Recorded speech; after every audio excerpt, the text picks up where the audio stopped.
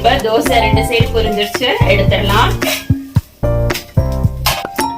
நம்மளோட தோசை ரெடி ஆயிடுச்சு. தோசை பாருங்க எந்த அளவுக்கு சாஃப்டா இருக்குன்னு சொல்லிட்டு. இந்த தோசை நிஜமாவே பசங்களுக்கு ரொம்ப ஹெல்த்தியானது, செஞ்சு கொடுங்க. இதுக்கு hi friends, welcome to our channel. இப்ப சூப்பரான ஒரு பிரேக்ஃபாஸ்ட் ரெசிபி பார்க்கலாம். இது பாத்தீங்கன்னா எல்லா வகை பயிறு, இதுல பச்சை பயிறு இருக்கும், பச்சை கொண்டக்கல்ல, கருப்பு கொண்டக்கல்ல, பட்டாணி, 2 வகை பட்டாணி எல்லாமே கலந்த மாதிரி இருக்கும். இது மார்க்கெட்ல கிடைக்குது, இது மாதிரி வாங்கிக்கோங்க. இது 1/4 கப் எடுத்திருக்கேன். 1/4 கப் எடுத்துட்டு தண்ணி ஊத்தி 1 மணி நேரம் ஊற வைக்கணும். ஊற வச்சதுக்கு அப்புறமா இந்த மாதிரி பவுல்ல டிஷ்யூ பேப்பர் ஒண்ணு போட்டுட்டு தண்ணிய வடிச்சிட்டு இந்த பயிரை இப்படி ஃபுல்லா போட்டுறணும்.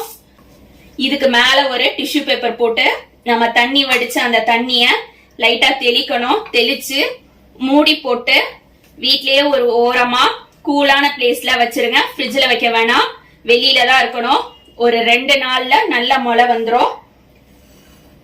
முளை வந்ததுன்னா இந்த மாதிரி இருக்கும் பாருங்க, எல்லாமே நல்ல முளை வந்துரும். இது 1/4 கப் ஊற வச்சது இந்த அளவுக்கு இருக்கு. இது கருப்பு உளுந்து எடுத்திருக்கேன். கருப்பு உளுந்து நீங்க முழு உளுந்து இல்லைன்னா உடைச்சது, இது 2ல ஏதாவது எடுத்துக்கலாம். இன்னைக்கு எனக்கு உடைச்சதுதான் கிடைச்சிச்சு, அதை எடுத்திருக்கேன். இதுவும் 1/4 கப் அளவு எடுத்திருக்கேன். இது திணை அரிசி. திணை அரிசி 1/2 கப் அளவுக்கு எடுத்திருக்கேன். பச்சரிசி எடுத்திருக்கேன். பச்சரிசி 1/2 கப் அளவுக்கு எடுத்திருக்கேன்.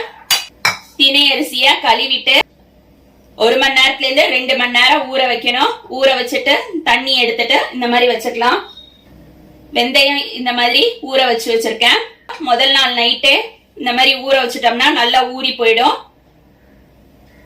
வெந்தயம் 1 டீஸ்பூன் எடுத்திருக்கேன்.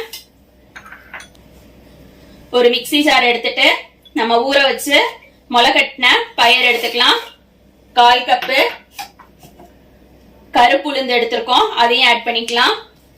இது கூடவே வெந்தயமும் ஆட் பண்ணிக்கலாம். மிக்ஸில நல்லா நைஸா அரைச்சிட்டு வந்துடுறேன். அரைச்சது பாத்தீங்கன்னா இந்த மாதிரி நைஸா அரைஞ்சிருக்கணும்.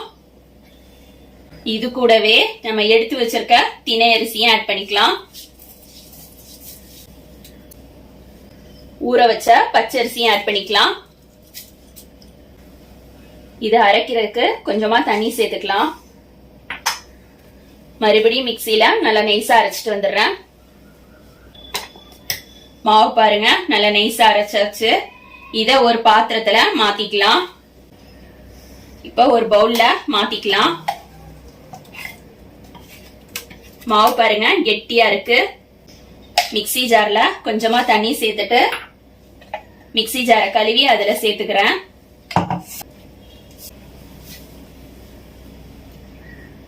ஒரு டீஸ்பூன் அளவுக்கு உப்பு சேர்த்திருக்கேன்.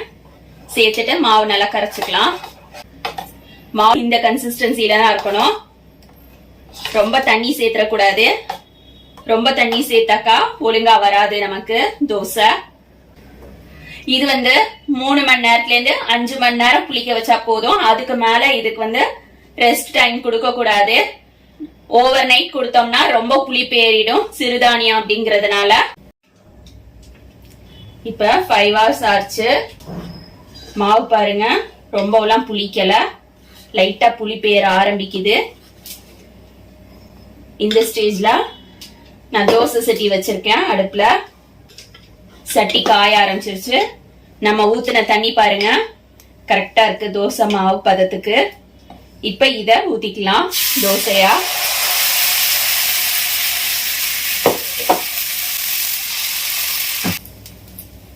நான் கொஞ்சமா நல்லெண்ணெய் ஊத்திக்கிறேன். இந்த தோசைக்கு நான் ஆப்பச்சோடா எதுவுமே போடல. இந்த தோசை சாஃப்டா இருக்கும் நல்லா.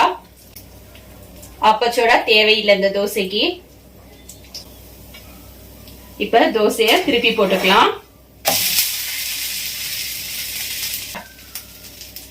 இப்ப தோசை 2 சைடு பொரிஞ்சிருச்சு, எடுத்துடலாம். நம்மளோட தோசை ரெடி ஆயிடுச்சு. தோசை பாருங்க எந்த அளவுக்கு சாஃப்டா இருக்குன்னு சொல்லிட்டு. இந்த தோசை நிஜமாவே பசங்களுக்கு ரொம்ப ஹெல்த்தியானது, செஞ்சு கொடுங்க. இதுக்கு காம்பினேஷன் தேங்காய் சட்னி நல்லா இருக்கும். தக்காளி சட்னி நல்லா இருக்கும். நான் இன்னைக்கு தேங்காய் சட்னி தான் செஞ்சிருக்கேன். இதே மாதிரி நீங்களும் உங்க வீட்ல செஞ்சு பசங்களுக்கு கொடுங்க. தேங்க்ஸ் ஃபார் வாட்சிங்.